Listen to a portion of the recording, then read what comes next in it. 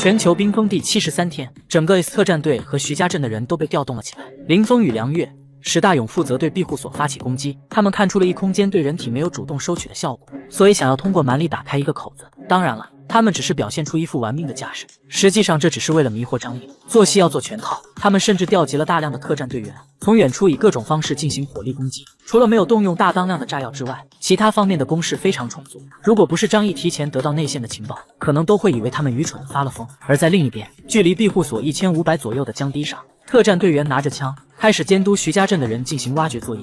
徐家镇的人个个拿着工具过来，可是谁也不知道自己到底要做什么。这是林峰的命令，不能让他们一开始就知道自己要挖掘一条长达1500米的地道，否则的话，这些村民一定会动乱起来。林峰不希望先杀一批人立威，他很珍惜每一个劳动力，毕竟将来这些人大多要送到西山基地去第4生命舱劳作，而这些村民由于不知道要干什么，又见到整个镇子的人分成许多组，全都要来干活，也就不觉得有多悲愤了。特战队里面有专业的工程师在旁边对他们进行指导，告诉他们如何挖掘。庇护所的地下3层，张毅通过内嵌在墙壁中的摄像头，可以清晰地看到林峰等人怒吼着冲击后墙，那是一处射击的死角。张毅没办法使用狙击枪进行攻击，可是林峰一拳下去，也只是在坚固厚重的墙壁上留下了一道浅浅的印子。史大勇的攻击痕迹更浅，他虽然变身之后看着很恐怖，可是力量比起林峰还是差了不少。而梁月则是挥舞着新得到的唐刀，奋力一劈，留下一道略深但十分纤细的划痕。梁月挥出一刀之后不再停留，他做出一副疲惫的样子，迅速的后退。而4名队长级人物中，郑雪荣并非力量型的艺人，因此只是负责略阵，并未真正出手。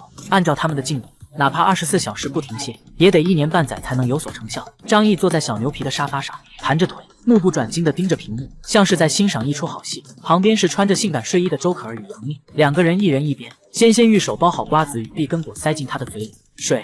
张毅吐出一个字来，杨幂眼疾手快递过来一杯温水，而慢了半步的周可儿则是有些愤愤地看了他一眼。两个女人争宠的模样，看得旁边的杨欣欣与陆柯燃心里怪怪的。陆柯燃挠了挠头，打破了尴尬的气氛。这些艺人好厉害呀！他们的攻击力已经超过了许多热武器，艺人都这么强悍的吗？张毅一边嘎嘣嘎嘣吃着坚果，一边说道：“这几个人都是西山基地精锐中的精锐，有这种实力也并不奇怪。”随即，他对身边的女人们说道：“所以你们瞧瞧，外面的世界是如此危险，还有这么变态的艺人存在，咱们以后千万不要随意出去，就在这里有吃有喝的，岂不美哉？”几个女人闻言，纷纷赞同的点了点头。这几天他们听着外面的枪声和爆破声，真的是提心吊胆。杨幂好奇地问道：“张毅，虽然我们知道了他们的作战计划，可是我们又没办法出去，怎么知道他们挖掘到什么程度了？”张毅微微一笑，目光望向一边非常淑女的坐在那里的杨欣欣：“欣欣，你来解释一下吧。”杨欣欣瞥了一眼她的堂姐，骄傲地抬起下巴回答道：“声音在固体中的传播速度可是快于在空气中的，他们既然是从地下进行挖掘，能够感受到的震动就更加的明显。只需要有一个接收设备，我就能用电脑分析他们的施工距离。”他优雅地喝了一口手中的咖啡，这不过是一点小小的技巧。杨幂恍然大悟，所以说我们现在什么都不用做，对吗？唯一的任务就是等待。张毅点了点头，是的，基本上来说是什么都不需要做，因为他们所做的一切都只是白白浪费时间的无用功。就让我们养精蓄锐，然后看着他们如何白白耗费时间以及人命。第一天就这么平静地度过了。张毅为了配合他们演戏，还露了个头，拿狙击枪射了几发子弹。不过很快他就回到地下室，百无聊赖地和家里的女人们打牌。家里几个女人在他的教导下，如今牌技起码可以拿出来凑下牌局。尤其是杨欣欣，她的头脑太过聪明，几乎达到了过目不忘的境界，所以很快她就成了庇护所里面牌技最好的人。打牌的时候，由于赌钱没有什么意义，大家就增添一些其他的彩头，比如说输的人就要表演个节目，或者讲讲过去的糗事之类的。张毅他们的生活过得平淡而有趣，可是外面的人就没有他们那么舒服了。林峰等西山基地的战士也不是铁打的，即便是穿着特制的作战服，具有强悍的抗低温效果，但也不能完全无视极寒温度。普通士兵执行2个小时任务之后，也需要进行轮班，回到屋子里面恢复体温。至于林峰等艺人，则是找了一个角落，搭建了一个冰屋。冰屋是郑雪荣建造的，他的能力与徐胖子不同，可以凭空凝聚空气中的水分子或冰雪凝结物，塑造实体。二人的能力有相同的地方，但是本质上又不太一样。徐胖子的能力比较吃地形，只能够在有冰雪的区域使用，不过他的能力覆盖面积更加庞大，而且由于是就地取材，力能消耗也更小。郑雪荣却可以在没有冰雪的环境中创造冰冻环境，所以他建造的冰屋比徐胖子的更加牢固，甚至只要他愿意，这冰屋连小型炮弹都能防御。冰屋里面几个人生着火取暖，等到体温恢复了之后再去对张毅进行骚扰。一天下来，他们只是在外墙上留下了一道道浅浅的痕迹，没有造成实质性的突破。可是林峰十分有耐心，他在烤火的时候顺带着把从徐家村弄来的腊肉取出来，烤了给大家补充体力。烤肉的空档，就着噼啪作响的火焰和浓郁的肉香味，他开始给几人讲述他在西川当兵时的故事。不战斗的时候，林峰看上去是一个非常谦和的人。他个子不高，看上去实在不像一个杀伐果断的特种兵队长。但就是在这其貌不扬的外表下，却有一颗极为纯粹的士兵之心。我刚入伍的时候，连长就给我们上过一课。他说，一个优秀的士兵是不需要有自己的思想的。当然，这指的并非是战斗思想，而是战略层面的思想。战争当中最忌讳的就是个人意志凌驾于集体意志之上，哪怕你明明知道那件事情是错误的，但是所有人也要朝着一个方向前进，那才有胜利的可能。要是大家都按照各自的想法行动，就彻底完了。林峰说这些话的时候，眼睛带着笑意望向梁月。任何组织从内部的分裂永远是最致命的。梁月看了他一眼，伸手把一根柴火丢进了火堆里面。可是如果知道明明是错误的，还是要继续去做，岂不更加糟糕吗？南辕北辙的道理你应该懂吧？他暗指林峰不顾徐家镇村民死活，强行让他们挖掘地道的事，林峰却幽默地用手画了一个圈。可是你别忘了，这颗星球是圆的，如果我们朝着一个方向走，哪怕方向是错的，早晚也可以走回来。诡辩之后，他语气深沉地说道：可是队伍人心散了，大家的力量不往一处使，哪怕是找到正确的方向也难以成功。我们已经做过许多尝试，再也输不起了。林峰本没有必要对梁月说这些，正如同他无论做什么都没必要向郑雪荣和史大勇解释。可是他还是对梁月表现出了足够的耐心，因为他不是职业军人，而且他能力出众，他想要让这个下属对他心服口服，这样才方便今后的管理。梁月默不作声，许久之后，他才看着林峰，用玩味的语气问道：那么这次我们的行动，你就有把握一定能成功吗？要是我们失败了，还害得那么多人因为过度劳累和冻伤死亡，谁来为这件事情负责？兵屋里的气氛有些沉闷，林峰低着头思索了片刻后，缓缓说道：我来负责。下一刻他抬起头，脸上笑容灿烂，我会铭记那些死去的人，连同他们那一份好好的活下去。林峰的解释让梁月对这个男人彻底无语，他甚至不知道应该如何形容林峰，因为他做事情有自己的一套行为逻辑，那是一种非常纯粹的情感，以至于他无论做什么事情都不会感觉到自己是错误的，甚至牺牲掉别人来实现他自己的目的。林峰也有自圆其说的办法，关键是林峰不是在狡辩，他是发自内心认为自己没错。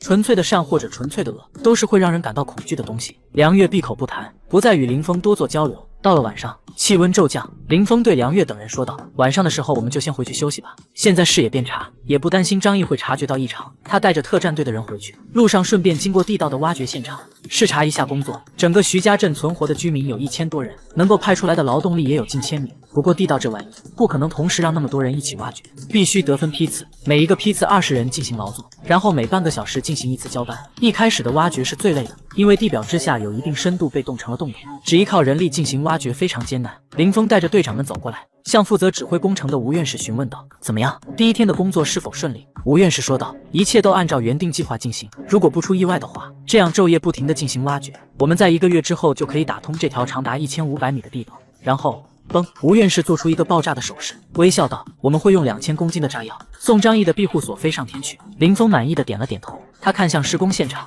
里面一副忙碌的热火朝天的模样，周围有几名持枪的战士在看守，而在不远处等待着给他们交班的人手拿铁锨、竹筐，已经在等待了。忽然之间，林峰眉头一皱，他迅速走到一个村民的跟前，然后拦住了他。你抬头让我看一下。那个村民脸上裹着围巾，但是身材瘦小，听到林峰的命令，就把围巾扯了下来，露出一张稚嫩的脸。林峰的眼睛一下子瞪得老大。你多大了？我13岁。男孩老老实实的回答道。林峰忽然暴怒，冲着附近的徐东堂和吴院士喊道：我不是说过了吗？16岁以下的孩子不要让他们工作，知不知道孩子是民族的未来与希望？徐东堂赶忙上前说道：林队，我们都是农民，别看他只有13岁，但是干起力气活不比城里的大人差。林峰却愤怒地说道：我说了不行就是不行，哪怕是工程再紧张，我们做事情也要有底线。他指着那个男孩，立刻把他给我带回去，这里是战场，不能让孩子加入。徐东堂赶忙把孩子拉到一边。是，我马上把他带回去。那个男孩看着林峰，眼睛里露出感激和崇拜的神色。不远处，梁月目睹着这一幕，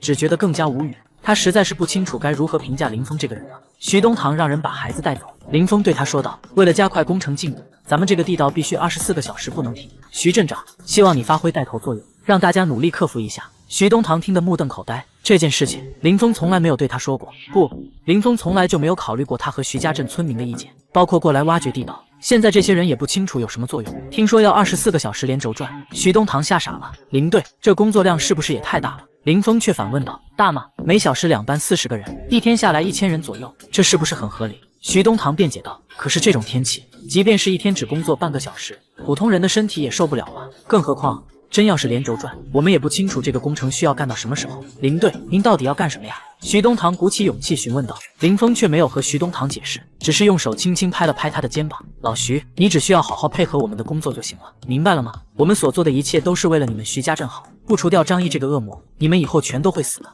放聪明点，不要以为我是在害你们的人。林峰说完之后便转过身离开，没有给徐东堂任何讨价还价的机会，或者说在他眼里，徐东堂也没有讨价还价的资格。我们回去休息吧，明天还要继续过来呢。林峰笑着对梁月几个人说道。作为正面佯攻的主力，他们发动异能攻击，消耗也是非常大的。梁月此时看透了林峰这个人，所以什么话都没有说，跟随他过江回到了徐家镇。回去之后，立刻有人吩咐徐家镇的女人们赶紧准备食物给他们送来。不多时，一桌子的食物就端到了林峰几人的面前。主要的食物是馒头和烤鱼，毕竟在如今这2样食物的储备量是最多的。林峰大口大口的吃着，一张嘴就能咬下来大半个手工馒头。接下来的一段时间，生活变得朴实无华且枯燥。林峰带着几名艺人，每天一如既往的在庇护所周围佯攻，然后另一边，徐家镇的村民们个个成了苦力，在辛苦地挖掘着地道。徐胖子由于是艺人，是将来会被带回西山基地的对象，因此没有人要求他参与工作。但是失去了通讯设备之后，他也彻底断开了和张毅之间的联系。时间来到第3天，地道顺利挖掘到了100多米。这个时候，工作环境的艰难就体现出来了。越往深处，氧气就越稀薄，没有供氧设备，只能够通过最原始的方法，通过胶皮管往里面输送空气，类似于最原始的潜水装置一般。外面通过人工摇动的方式把空气泵进地道里。可是这种方法明显效果远远不及现代化设备，再加上寒冷的气温以及高度的劳动，终于有人第一个倒了下去。地道里面叫喊连天，众人惊慌失措地把人给抬了出来。特战队中有军医过去查看了一番之后，就摇了摇头，急性心梗就不活了。死去的那个人叫徐有志，52岁，是个建筑工人。上了岁数的人在低温的状态下最容易激发心梗与脑梗，这个病并非没办法救治，只不过需要迅速送到有良好医疗环境的地方进行搭桥手术。西山基地有这样的医疗条件，但是没有必要为了一个普通的村民整得那么麻烦，所以徐有志被直接宣布了死刑。徐家镇的村民们看着徐有志上有余温的身体，心中一阵凄凄然，并且涌现出了愤怒的情绪。徐有志还没死，却等于是已经死了，而他是为了给西山基地干活搭上了性命。一个年轻汉子对周围的特战队成员吼道：“你们这么做是不人道的，这是拿我们当牛马，老子不干了！”说着，他愤怒地丢下了手中的铁锹。见状，周围的徐家镇村民也纷纷丢下手里的工具，嚷嚷着要给他们一个交代。而监工的沈红眉头一皱，冷冷地说道：“组织上的命令是不可违背的，我们做的一切都是为了给你们报仇。现在已经走到这一步了，谁要是敢打退堂鼓，就等同于是逃兵。”逃兵2字被沈红咬得有些重，他晃了晃自己的突击步枪，枪口若隐若现地对准了那群村民们。这一个简单的动作，就像是一盆冷水浇在他们的头上，让每一个人骨子里的热血凉了下来。徐东堂叹了口气，把人抬回去吧，换人上。村民们眼睛里带着悲怆，只能够把徐有志的尸体抬走，准备带回徐家镇掩埋。不过，当有一个人死去的时候，后续的事情就变得一发而不可收拾了。随着地道越挖越深，工作的条件和强度也迅速地发生着变化。第2个、第3个、第4个。